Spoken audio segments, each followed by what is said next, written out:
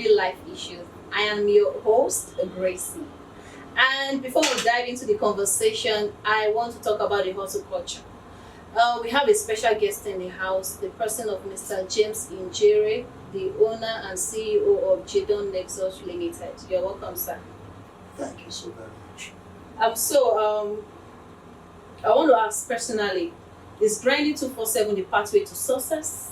And what is hustle culture to you? Hustle, as it is making money, doing legitimate business, work energetically, frantically to make a living. Okay. That is hustle to me. But some people will say that everything in life is not about hustle. So what do you have to say about that? No, to hustle is to go after what it is that puts food on your table. It is about, working legitimately. Let me just put it that way. Working legitimately to put food on your table and to meet your needs, and of course, by extension, to meet the needs of others. So, whichever way you look at it, hustle means to work. People pursue their passion. And what will you call of that? Because I need to understand if also is just working and putting food on the table or doing something itself. Hustle, whether it is to put food on the table, whether it is to pursue your passion, whatever it is that gives you something legitimately doing that makes money for you, is a hustle. So the next question is, do you think hustle culture is empowering or is toxic or both? Both. Okay. Reasons are this. Why is the hustle culture empowering? It's empowering because, number one, it makes you make money. Okay. You are able to make money to meet your needs and the needs of others. Others, okay. Two, it makes you, feel it makes you feel comfortable. You are able to, employ others, put food on their own table, make others meet their own needs. That is when you employ, you are also, empowering. Okay? And then, thirdly, it makes you even feel good of yourself because you don't go begging. You are self-sufficient, in quotes. Okay? So it's empowering. And then, okay, now let's talk about how toxic it could be. It could be toxic when you put so much work above your health. Okay. Okay? Now you keep working and working and working and you don't pay attention to your health. That way, you find that these days people slump and you see people dying because so much labor and no time for self. Also, it could be toxic because most times people work and forget friends, forget family. Loved ones. You have a lot of time for work, but less time for your family. You are not there, you are not present in the life of your loved ones. Okay, now it becomes toxic at that level. And also it becomes toxic when even you yourself, you don't spare time to have vacations, rest, whatever it is, yourself. To at least step down a little bit, to rewind, to recalibrate. You don't have time for any of that. Then it becomes very, very toxic. And that's why today, a whole lot of people, even working so hard, they don't even find joy anymore because there's no time to really enjoy this money they are busy, making. I like what happens, in the West. There are stipulated times where everybody goes off work. It's time to unwind. It's time to, enjoy the labor you have always been laboring. It's time to spend that money. Yeah. Okay? It's time to make your family feel your presence. Yeah. Okay?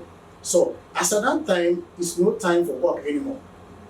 Almost everywhere is shut down. Everybody is in one recreational center or the other, in one vacational center or the other, trying to rest and then come back to their default position for a more, positive engagement. Personally, have you experienced burnout from pushing too hard, and what did that teach you? Yes, of course, I have, because it's one of the downside of working too hard and not paying attention to oneself. Absolutely. Okay, so there were those times that I felt that look, I just had to work and work and work and work, and the result was that look, I was stressed. Mm-hmm. I was having very high blood pressure, from trying to beat set goals, and so I worked so hard that look, at the point I had to break down, and the next thing was that I was forced to rest by force. So that experience, what did it teach you? Yeah, it teaches me that look, it is not all about work. It's not all about work, because it is the man who is alive that will work. Mm-hmm. And of course, health is everything. And the same goes, health is wealth. And so it taught me that look, it's not all about just working and working. I must pay attention, one, to my health. Two, it taught me that I must take time off work to rest. It taught me also that look, I should have time for my family, because sometimes when you have time for people, they cheer you up. Sometimes they even pat you at the back, they encourage you. You are in the midst of those who probably, if you don't have time for them, you could even lose. Mm. So many have lost friends. So it taught me that look, I shouldn't just concentrate on work. Yeah, hard work is good, fantastic. So also, having time for my friends, having time for my family, having time for myself. Mm-hmm. No, you said that you created time. Now, a lot of people are going through the same thing. They are finding a balance on family and work life. What would you say is the difference between working hard and working smart? Now, there's a thin layer between them. Okay. Because you cannot divorce one from the other. Mm-hmm. Now, I say that because let's talk about working hard to start with. Okay. Okay. Now, when you work hard, take for instance, if a student who is studying probably medicine, Mm-hmm.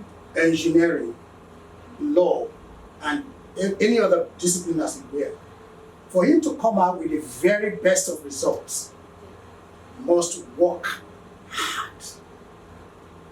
You must work hard. There's no shortcut. You must study and study hard. And now, when he graduates, and then he comes up with some very brilliant ideas, he is able to innovate chips, he's able to innovate, applications, he's able to innovate this and that and that and that. Now that makes others who probably tap into that application to work smart. But somebody worked so hard before he was able to come up with that. And that's why you cannot divorce one From the other. Mm-hmm. Yeah.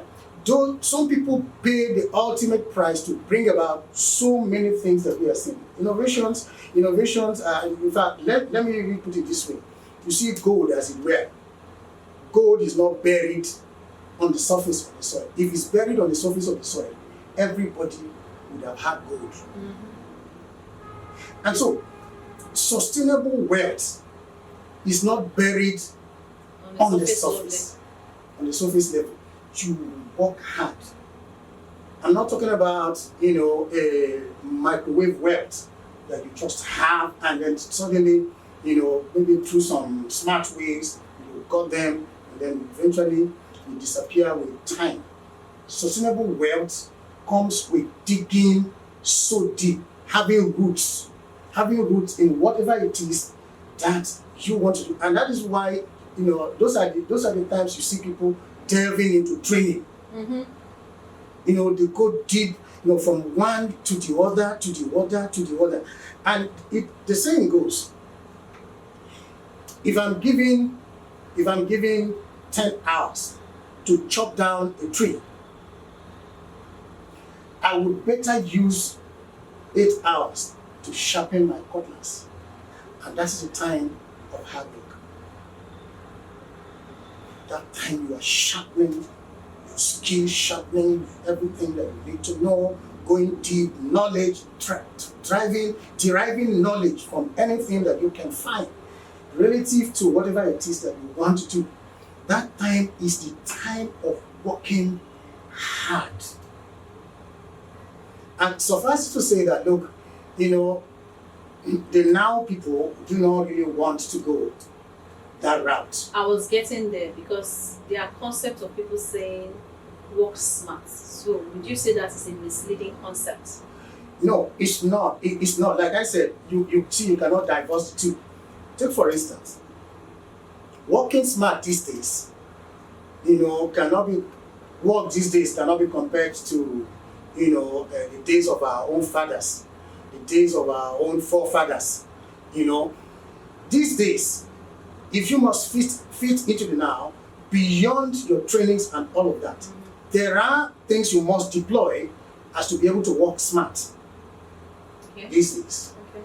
There are things you must deploy. And one of them are the computers. You deploy computers. Not only that, you see applications. Not only that, there are so many other things that you now deploy. Machineries, robots. Now, all this is to help us work smart these days. Yeah. Okay? So now we can both work hard and smart these days. And I also like the concept of you saying that if you are given 10 hours to chop down a tree, you sharpen for 8 hours. That's a very smart one. And that leads me to my next question. How do you measure success now compared to what you used to? Those days I used to think that, look, I have not had a lot of billions in my account yet, so I'm not successful, and that kind of drives me crazy. And then I want to sometimes sit down and then, condemn myself. What have I been doing? What have I not been doing? And why have I not attained this height? Why have I not attained the other heights and all of that? But these days I found that success is progressive. Now, I set tiny goals. And from one goal to the other, you see, if I have met the first goal, I'm successful. Yeah. Then I set the next one, a tighter one, at that. I stiffen it. And then it gives me a push. I drive towards it. Once I'm able to meet that goal, I am successful. And then I set the next one. So success now to me these days is progressive. It's not a destination, because there's no time you would arrive there. There's always a frontier to still conquer. Therefore, you progressively. I keep appraising myself. Oh, today what have I been doing? So take for instance, I wake up today. I said, okay, today I'm going to, in the morning, after my devotion, I have to search my phone, get two replies to some messages I have, get to the office, type some letters, then get to the island, meet some people, get some things done, and then at 4 o'clock, probably I'm here to do this. And then after this is what the moment I'm able to do all of that, I am successful for that day. And now the aggregation of every success of every other day is what makes you a successful man at the end of the day. So it is no longer a destination, it is a progress, a progressive journey as you continue to go, setting bigger goals for yourself and striving to conquer them. Thank you very much. This is a real life issue, as so many people are feeling they are not doing enough. So what would you tell someone who feels they are falling behind because they are not hustling or they are not achieving things enough? You see, they are so hard on themselves because they are comparing themselves. Comparison. They are comparing themselves to somebody else.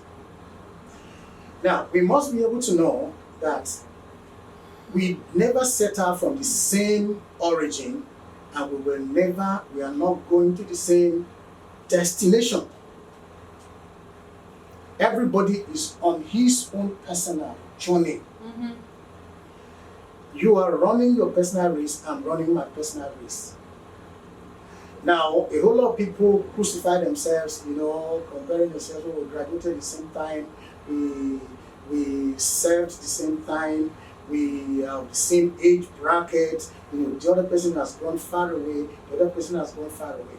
But you have also forgotten that there are some people who are not where you are not where I am.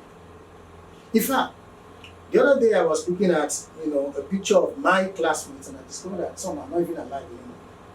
And so there's no use comparing yourself to anybody. You are your own champion. Mm-hmm. And you are the only one person who can pat yourself at the back and say, look, I think I'm doing well. Yeah. It is myself that should be able to speak to myself and say, look, I think I need to be happy for where I am by myself. Mm-hmm. Some other people might want to tell you, oh, you're not doing so much. You look at even sometimes pressure from parents, from relations, loved ones. Look at your mates, look at this and that and that. But we should not allow that to simmer into us at all, because the race is for us individually. Everybody must run their race. And of course, at the end of it all, it is for you and you and you. It is for me and me. My success and my failure is for me. I gathered so many things, but one of the things that stood out for me is do not compare yourself with anyone. Your race is for you and you alone. And I would like to encourage every young ones aspiring to be better, aspiring to be their best version. You are doing your best and you will get there absolutely. Until I see you on our next episode, thank you so much for catching up and watching with us. Don't forget to leave your likes, your comments, and subscribe. See you. Bye.